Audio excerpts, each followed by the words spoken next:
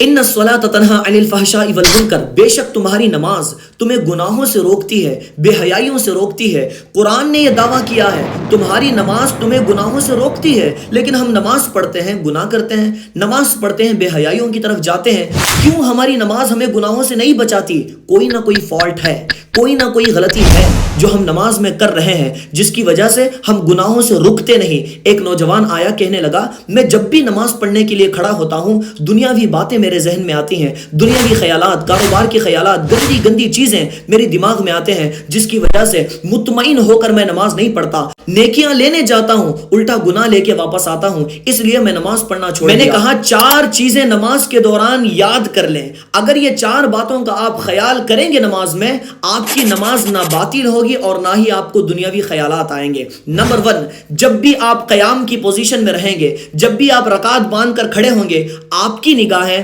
آپ جہاں سجدہ کرتے ہیں وہاں ہونی چاہیے، اور یہ تصور کریں، یہ خیال کریں کہ میں اسی مٹی سے پیدا کیا گیا ہوں اور اسی مٹی کے اندر مجھے دفن ہونا ہے۔ اور جب آپ رکوع کی پوزیشن میں جائیں گے، رکوع کریں گے، سبحان ربی العظیم کے ساتھ ساتھ آپ اپنی نگاہیں اپنے پیر کے انگوٹھوں کی طرف رکھیں اور یہ سوچیں کہ میری روح نکالنے کا آغاز، شروعات انہی انگوٹھوں کے ذریعے کیا جائے گا۔ اور جب آپ سجدے کو جائیں گے، سجدے کی پوزیشن میں آپ کی نگاہیں آپ کے ناک کے اوپر ہونی چاہیے، سبحان ربی الاعلیٰ کے ساتھ ساتھ آپ اپنی ناک کی طرف دیکھ کر یہ خیال کریں کہ میری روح مکمل طور پہ اسی ناک سے نکالی جائے گی۔ اور جب آپ اتحیات کے لیے بیٹھتے ہیں تو آپ اپنی نگاہیں اپنی گود پر رکھیں اور اپنی خالی گود پر رکھ کر یہ تصور کریں، یہ خیال کریں کہ میں دنیا میں خالی ہاتھ آیا تھا اور خالی ہاتھ ہی جاؤں گا۔ اگر یہ 4 چیزیں آپ نماز میں یاد کر لیں گے، نہ آپ کی نماز باطل ہوگی اور نہ ہی کوئی دنیاوی خیالات آپ کے ذہن میں آئیں گے،